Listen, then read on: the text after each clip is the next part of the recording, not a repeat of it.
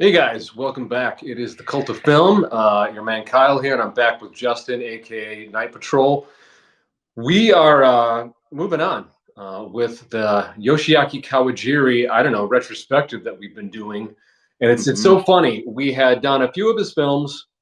Excuse me, had planned on doing more, and then out of the blue, Justin lets me know that Kawajiri's magnum opus, like his greatest accomplishment in his own words, creatively, spiritually, just happened to come back to theaters, and that is Ninja Scroll from 1993. And so we did what only good otaku would do, and we got tickets, and we watched this motherfucker. And Watch the man, shit out of it. it was like watching it So for the it was first like watching time. it for Like the first time. I do remember renting this back in the day. I do Mm, vaguely remember. I remember the trailer more than anything, but mm. there's so much I forgot. Like I was almost beginning to wonder if I had actually watched this movie or not. But we, we saw it in the theater, and it could not have been more beautiful and just more interesting and more fun. For those of you that are not familiar with this one, and I feel like of all of Kawajiri's work, this one got the most exposure when manga entertainment was dubbing and subbing stuff back in the 90s. Ninja Scroll, again, a 1993 Japanese animated film written and directed by Yoshiaki Kawajiri. And basically, the film takes place in feudal Japan, follows Kibagami Jubei, a mercenary swordsman who battles the eight devils of Kimon, a team of ninja with supernatural powers who were intent on overthrowing the Tokugawa shogunate, which were the government that ruled Japan for about 265 years. During his quest, he's aided by Daquan, an elderly but crafty government spy, and Kagero, a Koga Kunoichi whose body is infused with poisonous toxins. Praised for its animation and action sequences, Ninja Scroll is regarded by many as one of the most influential anime films ever made, alongside Akira and Ghost in the Shell. It was responsible for increasing the popularity of adult-oriented anime outside of Japan. The film has been cited by the Wachowskis as an influence on the Matrix franchise and resulted in Kawajiri later contributing to two segments of the anthology of the film The Animatrix. So, I mean, what more can you say? This was the one. This is the one of the holy trinity of the early anime invasion from the early '90s, along with Akira and also another anime that a lot of people like to talk about. I wonder which one it is. Yeah. But oh my god, yeah, Ninja Scroll. It definitely deserves a lot. It deserves all the hype. It's Mm-hmm. definitely that film that pretty much had everything a person would want to see. I mean, I don't think there's really. I mean, it's got something for everybody. One thing I didn't really think about in the background. I never really got a chance to understand like the background and the actual history that was going on at the time. I think when I first saw it, I was like 13. I was probably one of the last movies I got on VHS before, like around the turn of the century, and DVDs are starting to get really popular and stuff. Um, and it just you see it it just sucks you in. It sucks you in Mm-hmm. on everything. It has anime action. It has anime fan service. For some people who are really into that stuff, if you call it that. And that's Um, it was interesting. You said action first, and that I found really interesting because before the film came on screen, there was this great short interview with Kawajiri. And mm, if someone were asking me what genre of film is this, I would have been like ninja, martial arts, Ninja. anime. Yeah, But yeah, yeah, no, yeah. he doesn't see it as any of those things. He sees it as an action film, which, truth to tell, I mean, it really is. There were points I'm Same. watching this movie, and I'm just trying to figure out how do you storyboard some of these battles, some of these fight sequences. That he's doing. Like how the level of sophistication, the complexity to communicate what would I feel like it would have been easier doing it with live human beings because then you're choreographing it, and you're moving the camera here and here, but to be animating it.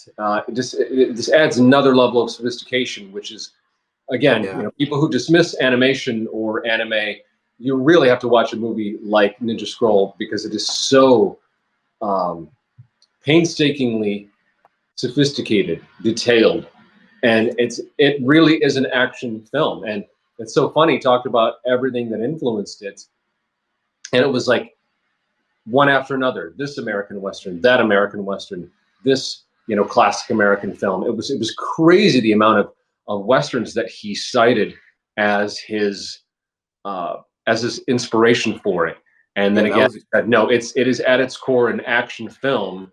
It just happens to be a period piece. It just happens to be set in feudal Japan, and that gave me better insight in terms of how I think I'm going to look at like what is the true genre of certain films. I think there's like I love a lot of horror. I review a lot of horror, but the truth of the matter is there's a lot of horror movies that aren't horror. They're suspense thrillers, or they're psychological dramas, mm, or they're dark fantasy. It's very easy to just say, oh, it's a martial arts film. Oh, it's a horror film.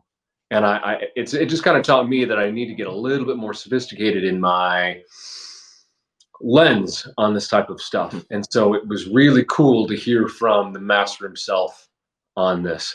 I'm talking Yeah, too I much. couldn't Please. believe.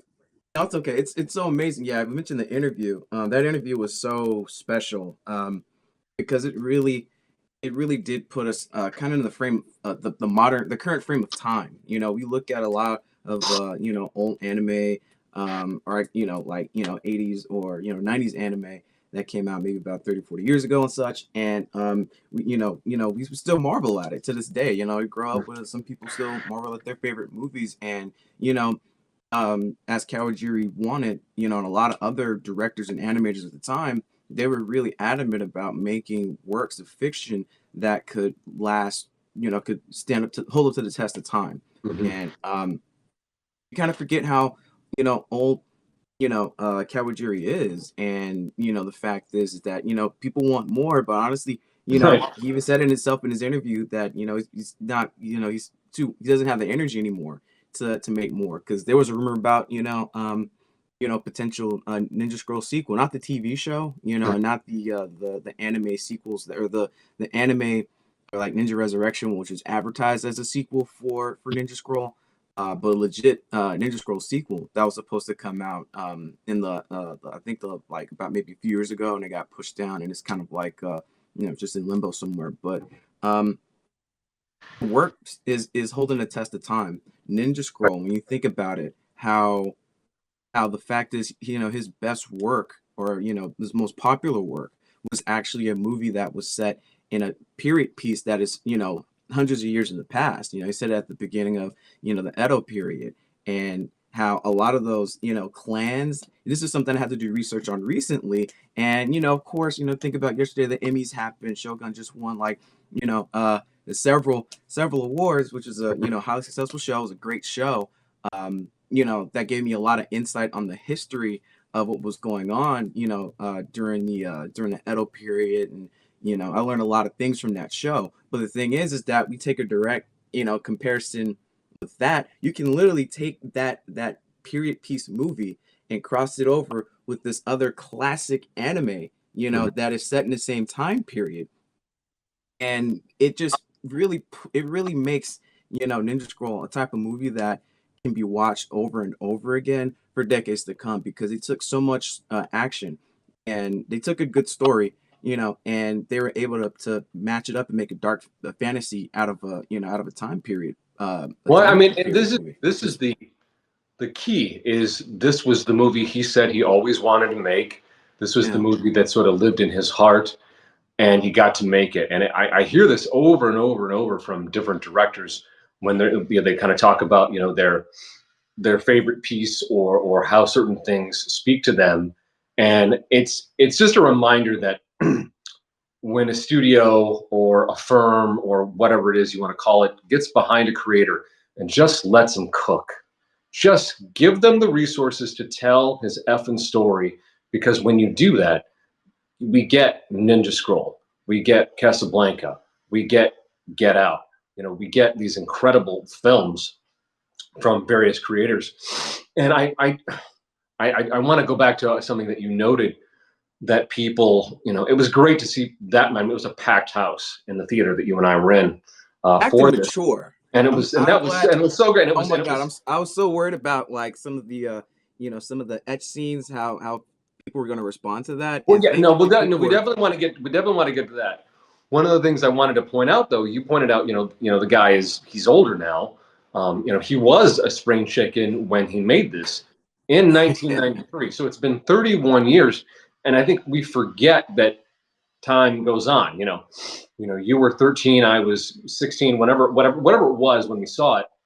Mm, Almost forget, because we have this piece of art, this piece of film that doesn't age, and we've had this for however long we've been aware of the work. And I mm, love the fact that people want more. I love the fact that people 31 years later are packing a movie theater to watch Kawajiri's masterwork, his magnum opus, his personally, his what he feels is his greatest achievement in film. What I get annoyed by is, why does it always have to take 30 fucking years for people to find this greatness? Like, I understand we all want more. He's 80 now. So the time, like, we always get, like, I'm not saying this happens all the time, but my point is, I'm tired of greats not getting their flowers until they're almost in the fucking ground. If you right. love a director, if you love an actor, you love a painter, you love an artist, shout it from the mountaintops, because those people are probably still creating.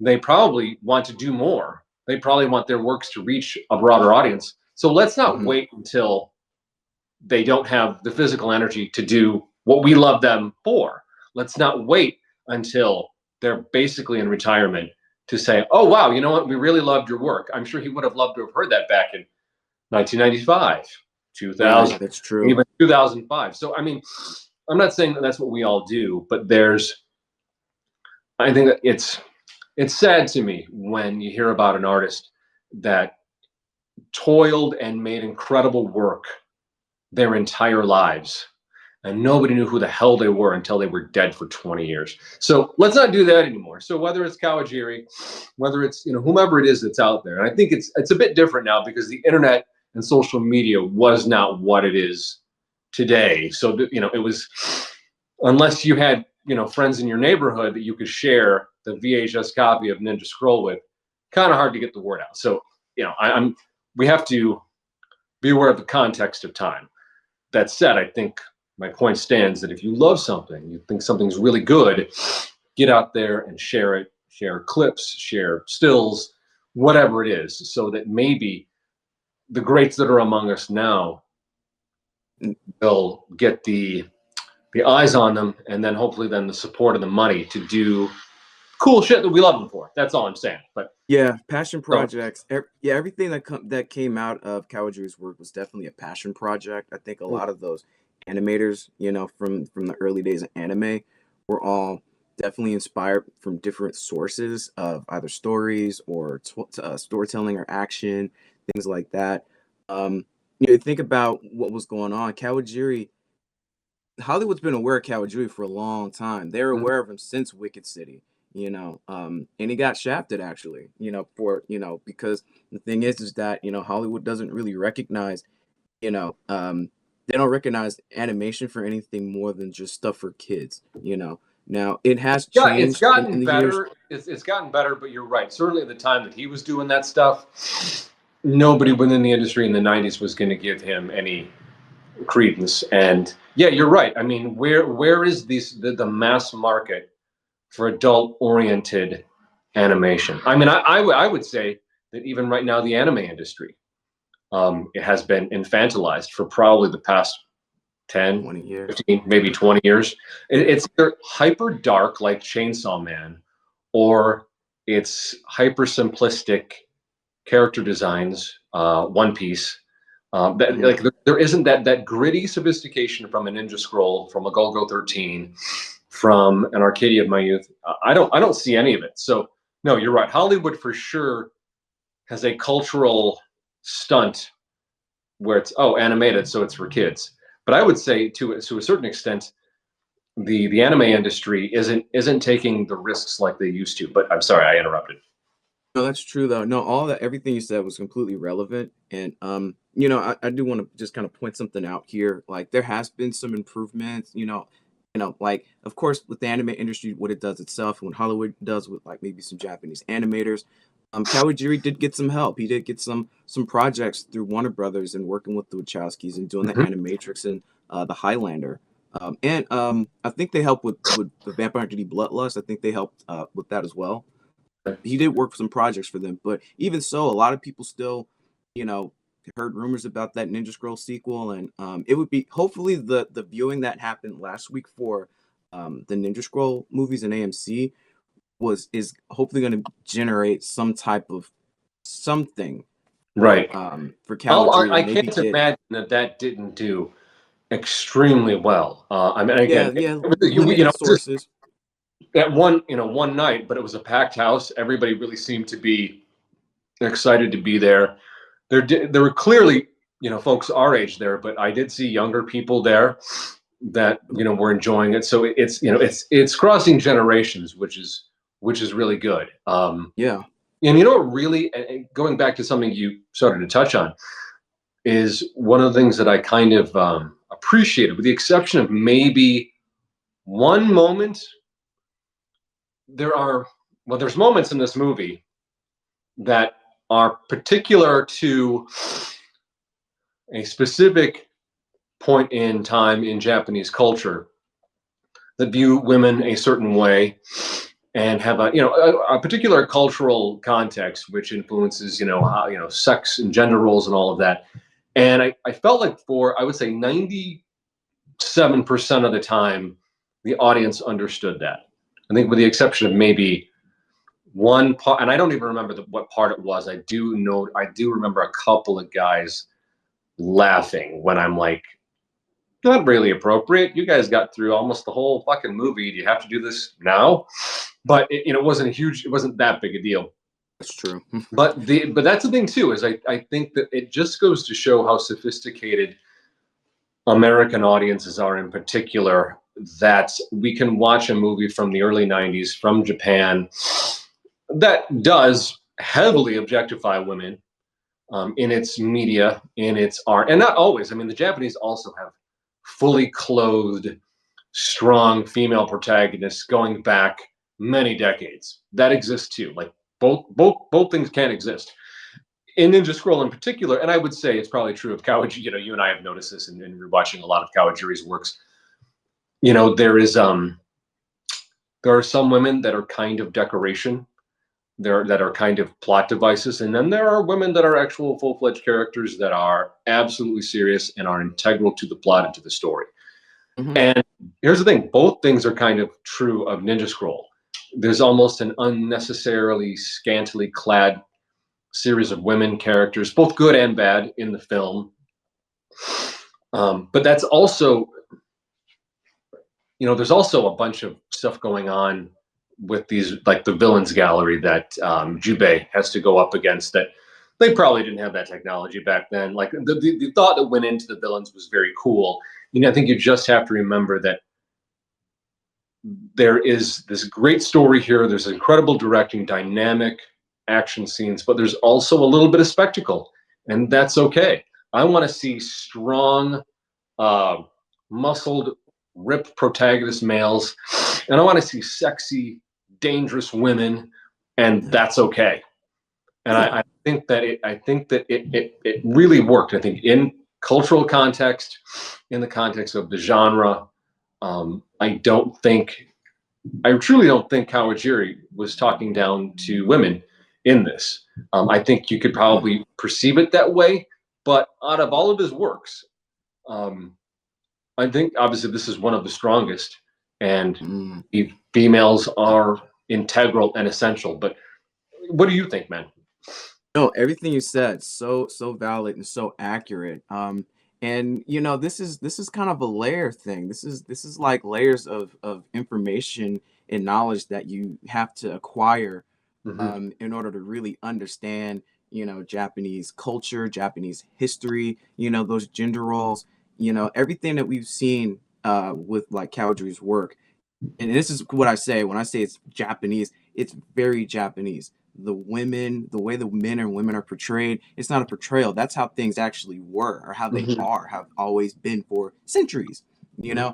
know, and everything that happened in Ninja Scroll is, for better or worse, is actually you have a blend going on of like realism and also like shinobi mysticism, because there's not a Hmm. lot of information on what the shinobi were really like. By the time, this is some stuff I'm going to source a lot of stuff from Bonsai Pop and Acid Glow, two YouTube channels. You guys can check out their reviews for Ninja Hmm. Scroll. They're very, very informational. But yeah, when it comes to like stuff going on with like men and women, there were definitely roles in the Edo period. The Edo period particularly definitely was a time of peace, but it was also definitely a time of strife still, because Hmm. you had like the emperor, you had a shogunate. The shogunate was basically the military government, and it was run like a dictatorship. So it wasn't like freedom, freedom, freedom. Everybody can do what they want. Everybody had roles and they had jobs, and they were very specific Hmm. about those jobs, because they were adamant about maintaining a structure and order for their society at that time. Now, Hmm. for us in modern times, even for Americans, it's a complete departure from what we ourselves are already kind of used to, in our society, even with our own problems and stuff. But the thing is that a lot of stuff that you see in Kawajiri's films is still a reflection of the culture and the times that Japanese were really like that. So a lot of things that happen, even with you see a concubine, you have a kunoichi like Kagero, you have men killing women, and kind of being portrayed in different ways, and either being sexualized or fetishized, or they're being killed, or they're being treated brutally. But the truth is that that's really what Japan was, and in some cases still is like. The women were kind of had a lower standing in their society. Only in certain places were women allowed to really excel in that particular society.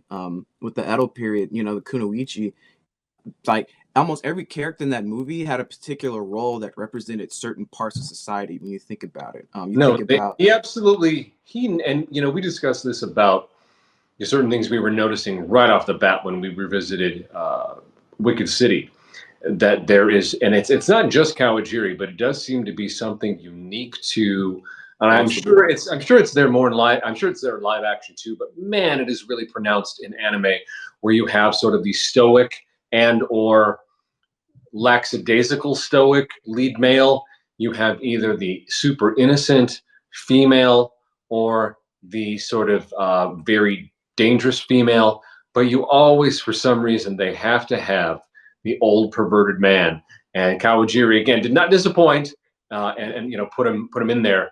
And I would say it's a little more subdued in this film than maybe say Wicked City. Like in Wicked City, Yeah, that yeah. character is almost he's not like he goes right up to the line, and then Compare. they sort of pull him back. Like if he Yeah, would have gone a little too much, it would have almost there's a maybe. there's an evolution in all those characters. You think about, Giuseppe Maillard, and how you have a character Mhm. that have an old filthy old man like Giuseppe Maillard, and how he eventually kind of evolves that character's type to like Dakuan, who's still an old dirty pervert, but he's a government spy for the Tokugawa government. So Right. Like he has his he's he more has his role. serious.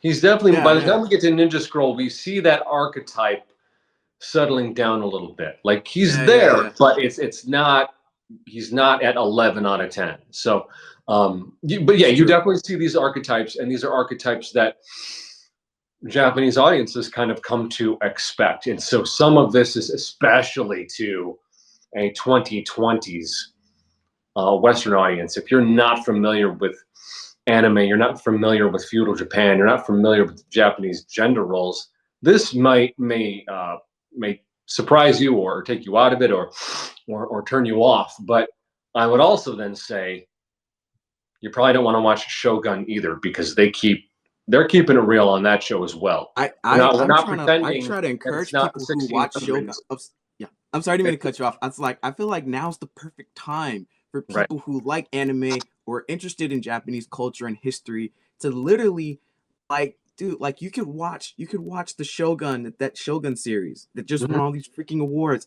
and then go back to Ninja Scroll, which takes place roughly in the same time period. And it's like it's Shogun helped me understand actually helped me understand Ninja Scroll a lot better because after Mhm. watching that and going to the viewing, like when I was younger, I didn't care about none of that stuff. I didn't care about like the history. I couldn't Right. understand the politics. I couldn't understand like the big setup. That's something I had to, go back and look at Yeah, recently, nobody's going into watching ninja movie for, man, I wonder what the politics of the time. No, you're going to watch fights and swords and shurikens and people disappearing into the shadows and people getting, all that. That's what we care about. But as Yeah. we age, hopefully we learn a little something. We keep becoming intellectually curious. We want to learn Layers, about the yeah. world around us. And so you're absolutely right. Yeah. Layers Again, of and knowledge, not to man. get too Watching the stuck. same thing, learning Shogun, new stuff. Shogun does a really good job in that it fills in a lot of gaps for, say, a Western person because we Yeah. don't learn Japanese history. I studied Japanese history in college and language and culture in college, so none of this is really a surprise to me. Yeah. But I have to remind myself sometimes when I'm showing somebody one of the Lone Wolf and Cub movies, or I'm showing Mm, them a Kurosawa film that's from feudal Japan, like mm. Kagemusha or Rashomon. I'm like, it's like I have a deeper appreciation for it because I studied these things. But what most people are watching is just a great film with a cool period piece and maybe some sword fights, that intrigue. But yeah, it's fun to the more you expose yourself to different media, the more you stick to your curiosity, how things today can inform a film that's 30 years old and be like, oh, I appreciate this way more now. One other Oh thing to man. note about Shogun is in addition to watching the Shogun series, which is fantastic and worth watching, in addition to watching Ninja Scroll, which again, it's Also up there good. with Akira, it's up there with 1995's Ghost in the Shell. These are all Yeah. Thank you. masterpieces. You can also get the book. I know no one reads anymore, but Shogun is based on a book, Yeah, and yeah. it's a really good book. I read it a long time, I want to read it. about this thick. So I'll read it anyway. it's the guy who wrote it. I'm blanking on his name, but he wrote. I think he wrote Kon-Tiki as well, which is another really great book. But yeah, there's and something like that. The novel, the things you'll read in the novel will help inform the series. Things from the novel and the series will help inform just Vince watching a Clavell. 90-minute animated feature like Ninja Scroll and maybe give you a greater appreciation. Again, you don't have to do any of these Yeah. things, It but worked for me. It it, definitely worked for it me. can Yeah. deepen your appreciation for some of this stuff.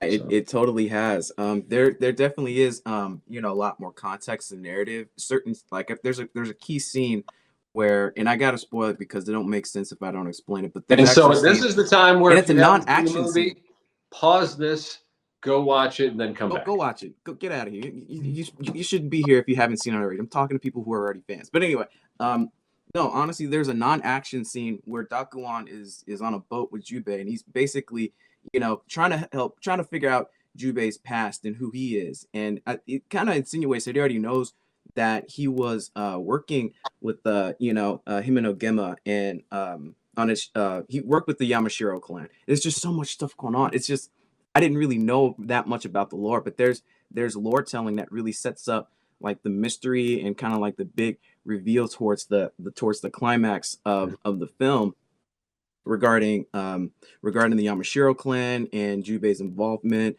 Because what the story is really about, it's not just about Jubei. Jubei gets pulled in the middle of a feud between two clans, fighting over gold. It was the Yamashiro clan, and I believe it was the Tokugawa government, if I'm not mistaken.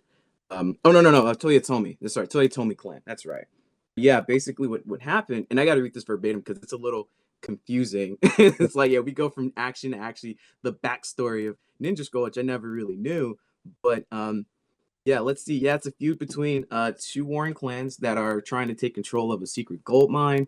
Yeah, basically Himeno Gemma is the leader of a ninja team with Jubei and another ninja named Shinkudo. They eliminate a chief retainer who found the secret gold that was being mined by the Yamashiro clan. And basically Jubei got framed, and the clan turned against him. But then he actually ended up fighting them back, and killed.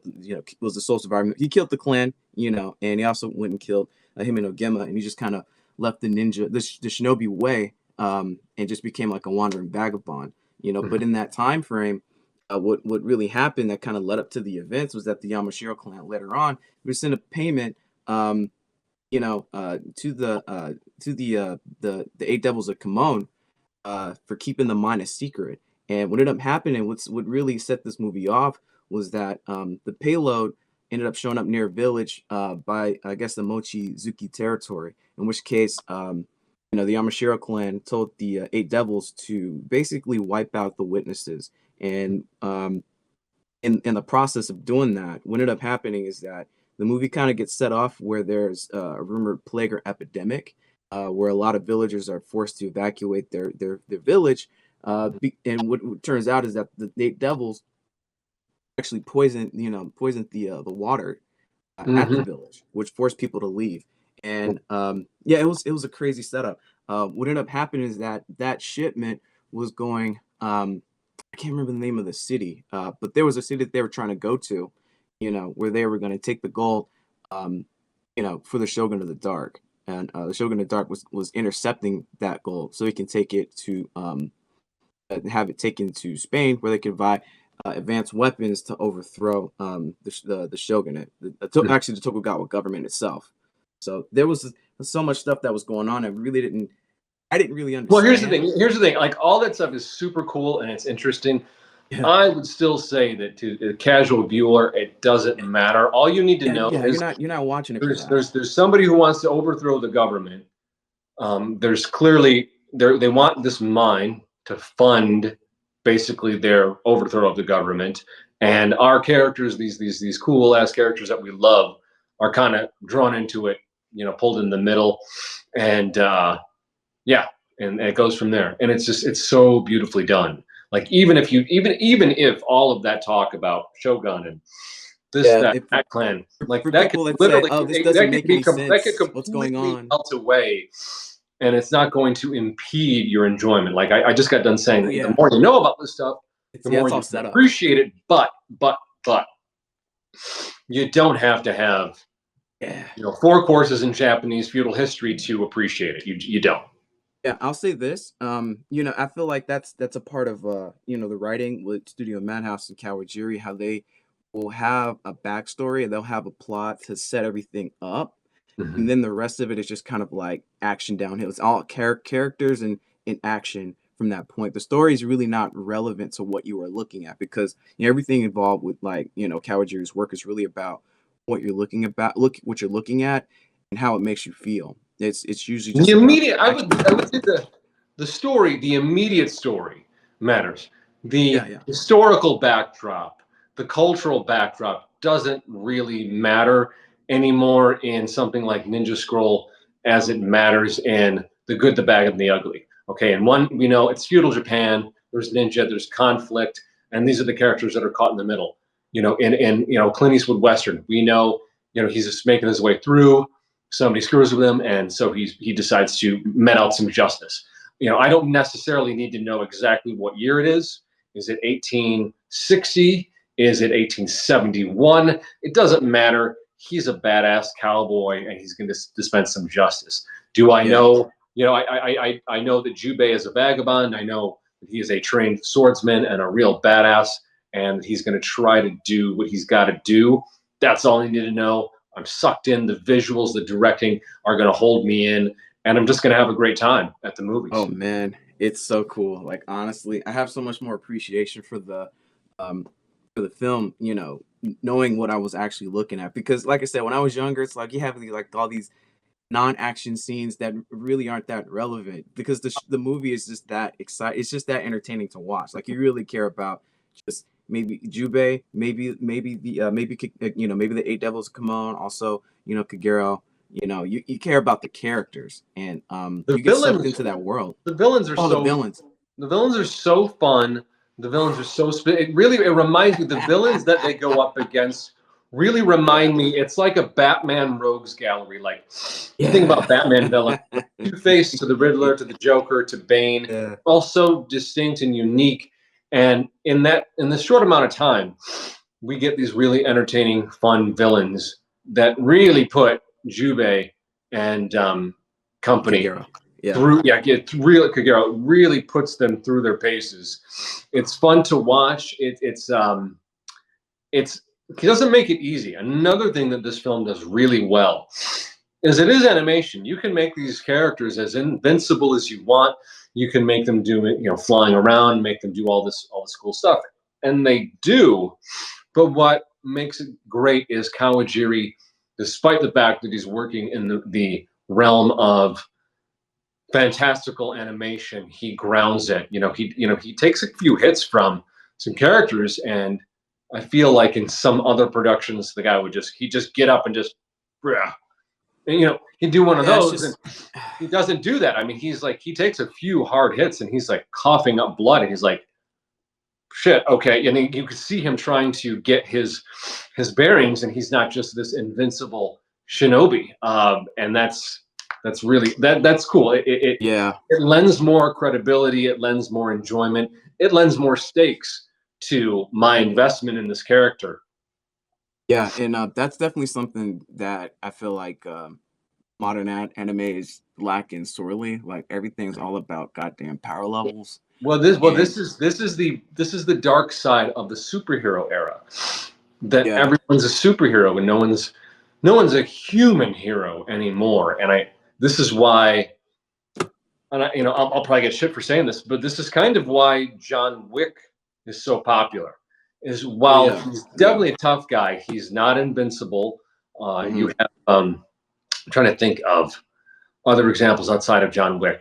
But it's hard to get an action hero today that doesn't seem near goddamn invincible. Like the Tarantino films do this really well, whether it's Beatrix Kiddo, whether it is Django, whether it is any of those characters. The bullets aren't bouncing off these people. These people get cut. These people get punched.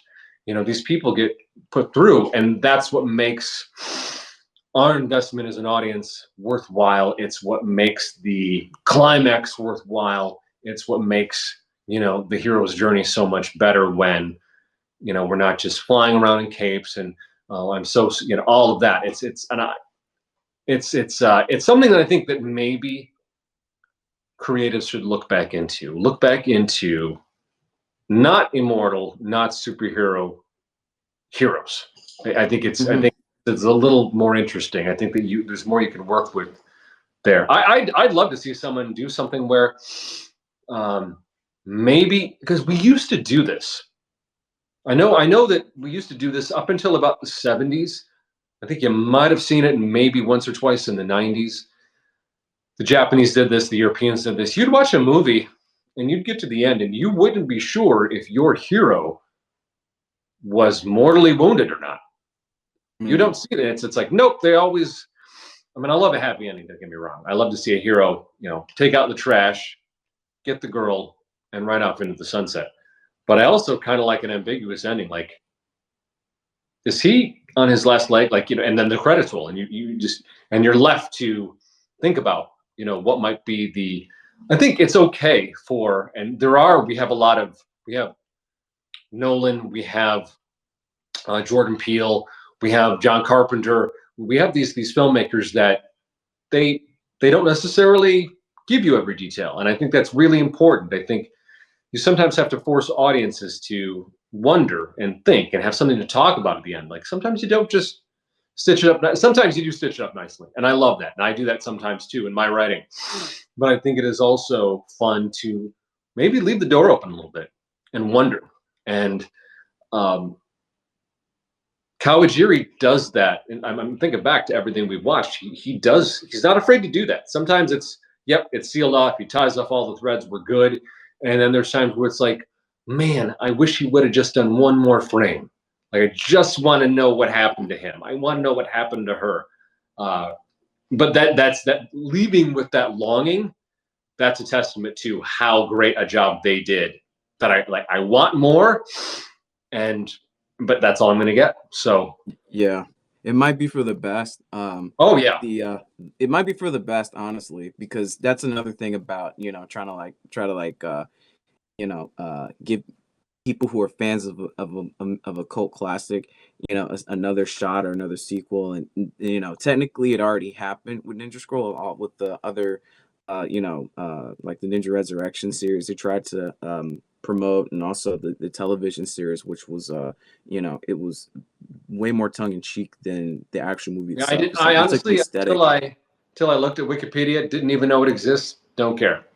No, it's not the same. It was pretty It disappointing. can't. I It mean, doesn't hold up. it's tough to. It's tough to. I won't say it's impossible. There are, and I want to do an episode of Cult of Film where we talk about great remakes because I do think that they can be done. I do think it can be difficult though when you're trying to just do more of what you did the last time. I'm not saying it can't be done. I think some film series are able to do that, but it's a careful dance. It all depends on how much the original creator one wanted to do it, two how much freedom they had to try to maintain that quality. And sometimes you just have Mm. to go in a different direction. You watch, for example, 1979 Ridley Scott's Alien. Oh yeah, Then that's a you great go to example. 1980. You go to 1986 James Cameron's Aliens, plural. Right. It's maybe one of the most perfect sequels to a film ever because Cameron in no way tries to redo what Scott did. And then you get to Alien 3 in, was it 93? I think it Where, was, yeah, or or 90. whatever I it think it was, was. yeah. And you have, I'm blanking on his name. God damn it. Um, and let me look this up real quick here. Well, Which in one? Alien 3, you have yet another departure. You don't have David Fincher. Oh David yeah. Fincher then adds another layer to it, and that's really where they should have stopped. Alien Resurrection, for my money, just I love seeing more Sigourney Weaver. All that. There's good That stuff movie, in there, yeah. but I felt like they I had such a perfect trilogy. Yeah, and then David Fincher does sort of his. You have these three beautiful chapters of this character's life, the character of Ripley, and you sort of mhm, see her hero's journey, and beginning, middle, end, beautiful, done, whatever. yeah. It's So really hard to, yeah. and sometimes it's like as much as you and I would love to see more Ninja Scroll, we'd love to see more Kawajiri on Ninja Scroll. One, the realities of he's even said himself he doesn't have the energy to do that anymore. But sometimes it's okay just to be happy with the art you got. One of the things that when you kowtow too much to the audience, you can end up ruining characters. Like for example, like Wolverine. I love the character of Wolverine. I love the character of Logan, but they got to a point where they had this beautiful in the late '80s. They had something called the Weapon X story that Barry Windsor Mm, Smith wrote and drew. It was in the pages of yeah. Marvel Comics Presents. It is one of the most beautiful graphic novels you'll ever see. I think it is the only origin Wolverine, aka Logan, ever needs. And they Mm, didn't do that. They had to keep adding stuff in to a point where yeah, we got yeah. something called Wolverine Origins, where now we see him like in the plains of Canada in the Yeah, as a 1890s. little And kid. his name is James Howlett. I'm like, no, his name isn't James Howlett. It's fucking Logan. Stop ruining the mystery. Like, we need to get comfortable as audiences to just let our minds wander, to allow our characters, be they heroes, anti-heroes, villains, just maybe general protagonists, allow for a little mystery. When you allow for mystery, you allow for a little romance. We want to know what's over the horizon for, say, the characters of Ninja Scroll at the end. But there's also something to be said for, God, it's so perfect. And he nailed it so hard and so perfectly. Let's just let it be.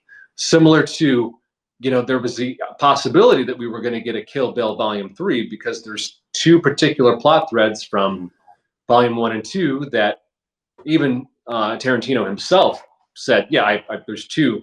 There's the Blind Master and there's, young Nicky from the first movie. That technically I could keep that going. Or he could just take his perfect film with his perfect story, with a perfect ending, and leave it the fuck alone. We have to Leave be it. Yeah. we have to be comfortable with just leaving it alone. And now, as a studio, we're going to take our money and we're going to find new original stories, and we're going to do that.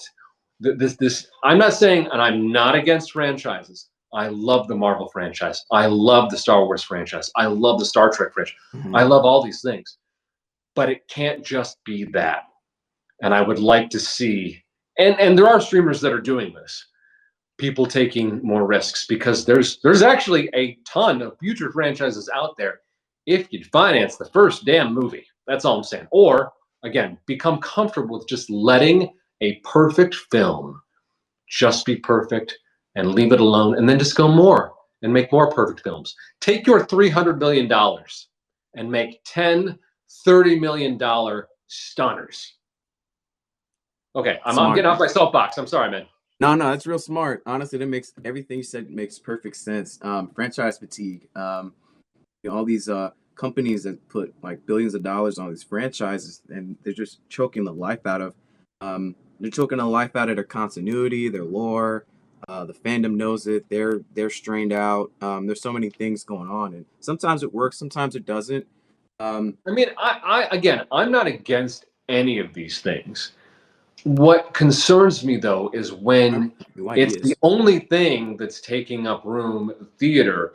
That concerns me because look, it is called show business. Okay, it is a business, and people like me, us on the creative side, we have to understand that it is a business.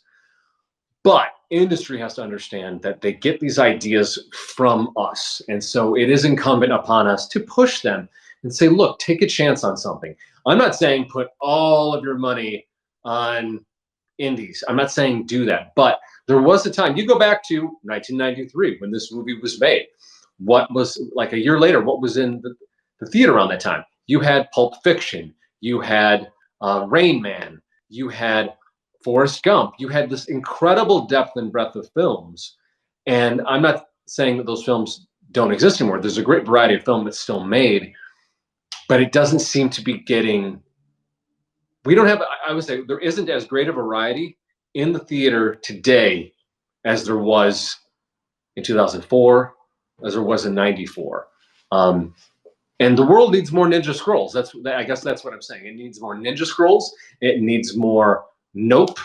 It needs more Everything Everywhere All at Once. And there's clearly audiences for these things. So I don't think that the studios and the streamers are tone deaf. They're not, but they are running a business and they have to allocate funds. It's our job as audience to support first the stuff you want to see more of, but also expand your palette. It drives me nuts when I talk to a young person or shit, even an older person, and they don't know anything outside of, if it's not a big budget Hollywood movie, they have no clue. And that just makes me so sad because there's so many great films out there, old and new. I'm just like, dude, I know you like John Wick. Have you seen Sisu? Sisu is John Wick in World War II in Finland. Fucking amazing. Like these sorts of things. There's good stuff out there. You and I, we're doing what we can, and probably going to be revisiting some of these old school film franchises. Female Prisoner Scorpion, Lone Wolf and Cub, standalone stuff. Maybe Sukiyaki Western Django, Battle Royale. We almost got. I don't know if you know this, and then I promise I'm going to shut up.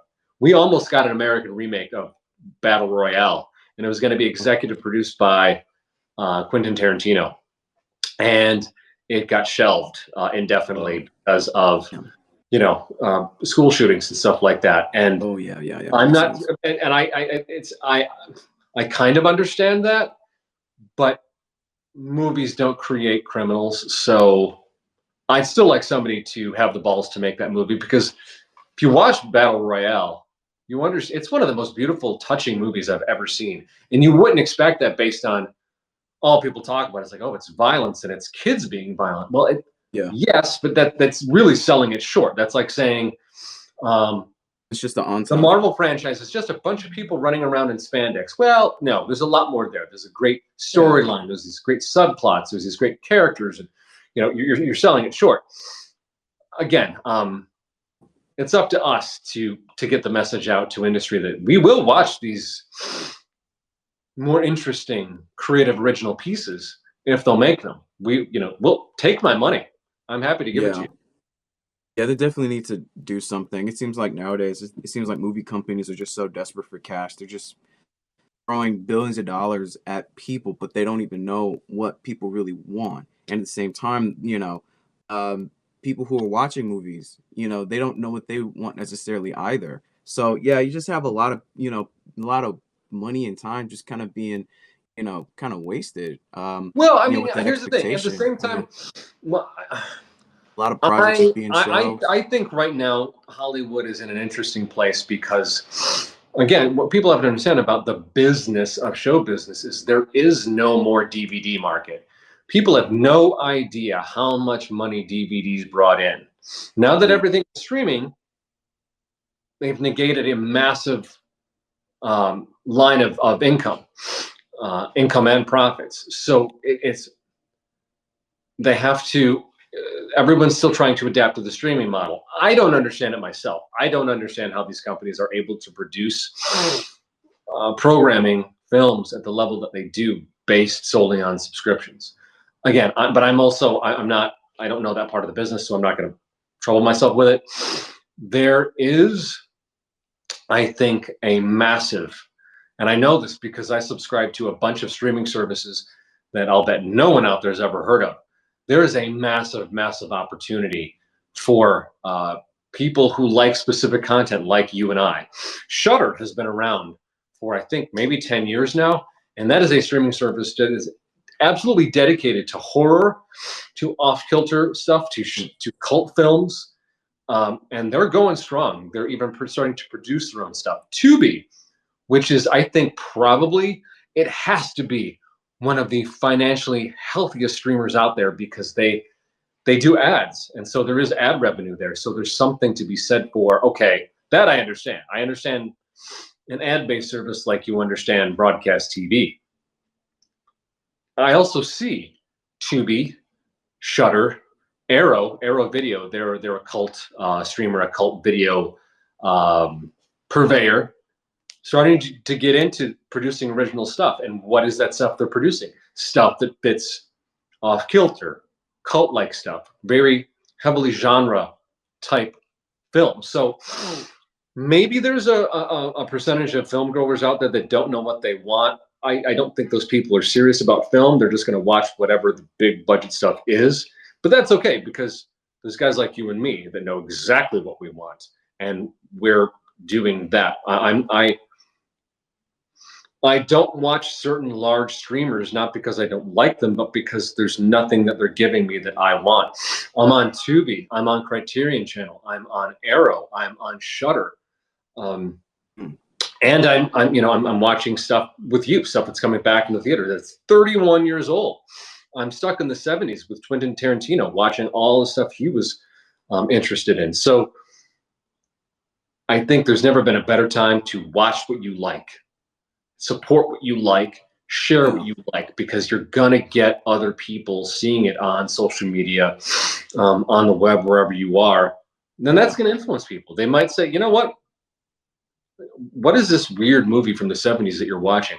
Oh shit, that was really good. I never would have thought to watch a movie, an old movie, but that was better than anything I've seen in the theater that's come out this year. That's happened to me. So Exactly. Yeah, it's now's a good time to really look around and find something that does may not cater directly to your taste, but at the same time might be something that is it's interesting. It does something different. It's unique to what, maybe your own preference of type of movie. And, it's good to do that. It's also, good to kind of like look back at the past and actually ask yourself, okay, I like these movies growing up. Why did I like these movies so much? What were they really about? And it's been fun just exploring, a lot of movies with you lately. Just, be it it's recent, been be so it fun, man. old favorites. Yeah, man, it's super fun.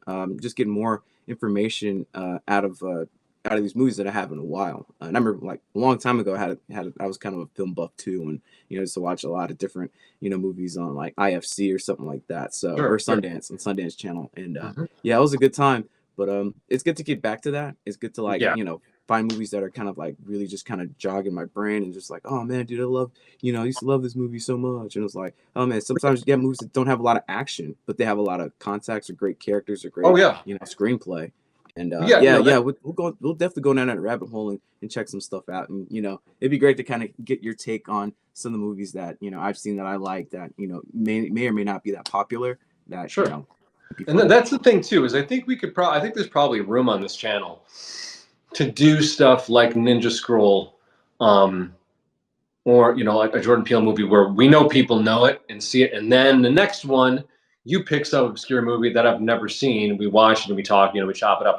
I think it's probably because we've sort of figured out that people like us doing Japanese content, and we'll keep doing that, but we can't just do that. So we're gonna Yeah, slide yeah, other stuff in, like doing like female prisoner scorpion. I think would be super fun. But then we should turn yeah, around yeah. and do 2001: A Space Odyssey, and then we'll do Lone Wolf and Cub, and then turn around and do the original Blade Runner. Like the fact that I haven't done Blade Ooh, Runner yet, which might be my favorite film of all time, it would that's be gonna be fun to great. maybe revisit that with you, because that's Yeah. especially considering all the Oh yeah. Oh, cyberpunk anime we've done. Like uh, none of that would exist without the original Blade Runner. So uh, we can do those films. But this has it'd be been fun. so much fun. I think if I hadn't started digging into anime with you, yeah, I was headed in a particular direction with the channel, at least for Cult of Film, and it's been so much fun revisiting stuff that made me so happy as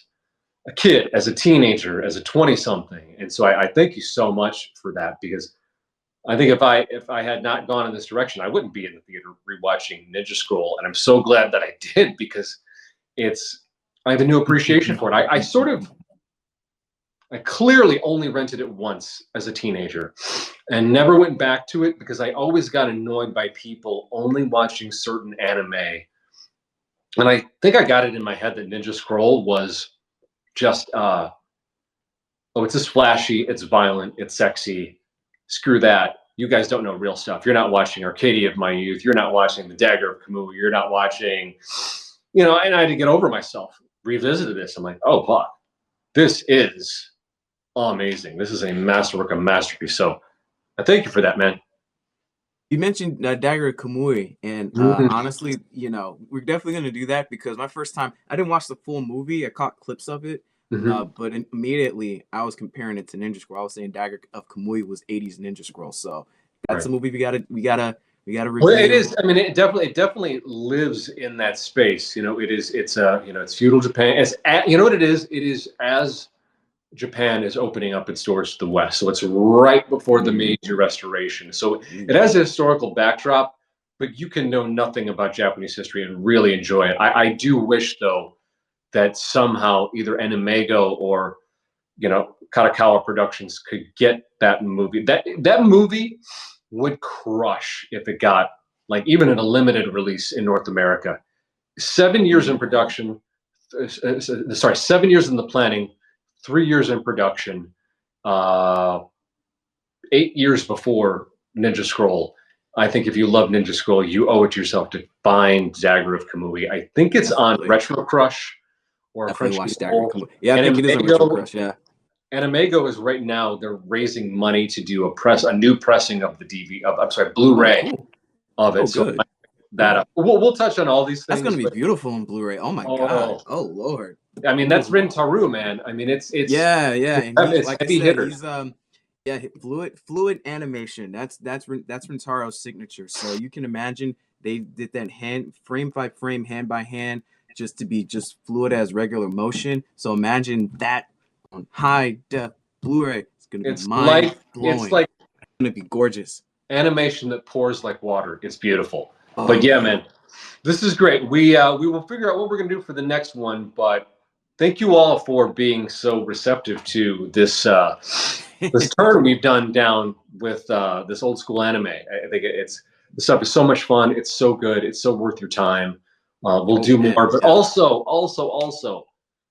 feel free to recommend stuff. Like you guys have a general idea of the type of stuff that we're interested in, whether it be Japanese, Western, indie, cult, mainstream. Mention, comment below. Have you seen this? Have you seen that? And please, again, if you are enjoying this, like, subscribe, share. The more that we can do, I'd like at some point to maybe do like a watch along, which I don't know that you can do that on YouTube, but maybe one day we'll have a Patreon. The more that you that subscribe, the more that Justin and I can do at some point. So we'll leave that there. But thank you again, man. This was so fun. This was so good. And more to come. So, guys, if you have, is it out of theaters yet already? I can't remember. I think it was only 3 days. It was just right? 3 nights. We Okay. caught the first night. It was Yeah. over on yesterday. Yesterday was the last night. Oh, So, damn. If Okay. anybody who's watching this maybe went and saw it in theaters when it came Yeah, out comment below. week, What did you hit us think? up. Tell us what you thought. Come on. Yeah, guys. So, yeah, let us know what you think. Let us know what else we should watch, what we should check out. And as usual, we will see you guys in the next one. Thanks again. Thank you very much. Take care.